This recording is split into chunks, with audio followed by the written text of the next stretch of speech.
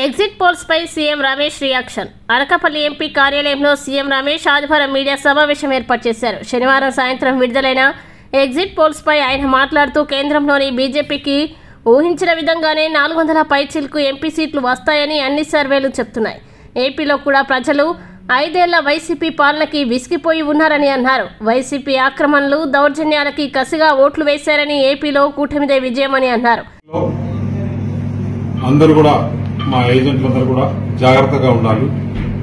ఎందుకంటే postal ballots గురించి మనం చూస్తున్నాం. సజ్జల రామకృష్ణారెడ్డి ఏ విధంగా వ్యాఖ్యలు చేశాడు, రెచ్చగొట్టే విధంగా వ్యాఖ్యలు చేశాడు. ఎవరు కూడా తొందరపడద్దు, అందరూ ఓపికగా ఉండండి. మేమంతా కూడా క్యాండిడేట్లు 7 మంది అసెంబ్లీ క్యాండిడేట్లు కానీ పార్లమెంట్ నుంచి కండక్ట్ చేసిన నేను కూడా అక్కడే కౌంటింగ్ దగ్గరే ఉంటాం. ఆఫీసర్లతో ఎప్పటికప్పుడు మాట్లాడతాం. ఎలాంటి తొందరపడాల్సిన అవసరం లేదు. వాళ్ళు కావాలనే పోలింగ్ ఆటంకాలు కల్పించాలా, లేకుంటే అక్కడ ఇది లేదు, సీల్ లేదు, అది లేదు అని చెప్పేసి ఏజెంట్లు కొంత చేసే ఉంది. అవన్నీ కూడా ఏం లేదు, మేము అక్కడే ఉంటాం కాబట్టి ఏజెంట్లు కూడా ఎవరు తొందరపడద్దు, ఓపికగా ఉండాలి. కౌంటింగ్ అయిపోయి లాస్ట్ స్టేజ్ సర్టిఫికేట్ తీసుకొని కౌంటింగ్ క్లోజ్ అయ్యేంత వరకు కూడా ప్రతి ఒక్క ఏజెంట్ కౌంటింగ్ హాల్లోనే ఉండాలని చెప్పేసి వారికి అందరికీ విజ్ఞప్తి చేయడం జరిగింది. రేపు మా ఏజెంట్లకు అందరికీ కూడా కాన్స్టిట్యున్సీ వైజు, అలాగే పార్లమెంట్ వైజు, అసెంబ్లీ వైజు అన్ని కూడా వాళ్ళకందరికీ ట్రైనింగ్ ప్రోగ్రాం ఉంటుంది.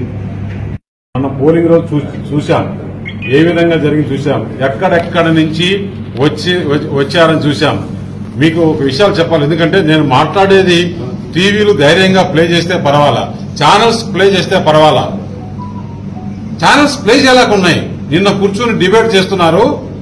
ఆంధ్రప్రదేశ్ కంట 3,40,000 మంది వచ్చారు నా లెక్క అంటే, పక్కన ఇంకొక ఆయన అబ్బా ఎంత లెక్క నువ్వు ఎంత మేధావి అని తప్పట్లు కొడుతున్నాడు. అంటే ఒక డోర్ కొడితే ఒక డబ్బులా వహించినట్టు లెక్కలు ఎక్కడ తీసుకున్నారు. ఆంధ్రప్రదేశ్ కు రావాలి అంటే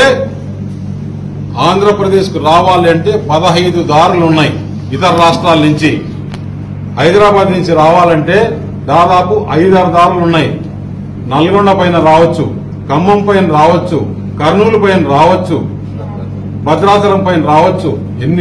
అలాగే అట్లా తెలుగులూరుపేటకు మాచర్ల మీదుగా పోవచ్చు, బస్సుల్లో పోవచ్చు, రైల్లో పోవచ్చు, కార్లలో పోవచ్చు. వాళ్ళకి ఏ విధంగా ట్రాన్స్పోర్ట్ ఉంటే ఆ విధంగా ట్రాన్స్పోర్ట్ పోవచ్చు.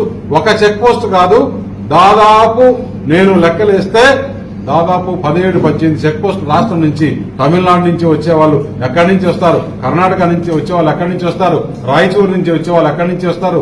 ఎన్ని లెక్కలు లేకుండా అసలు ఎన్ని వెహికల్స్, ఒక్క రోజుకు 30-40 వేల వెహికల్స్.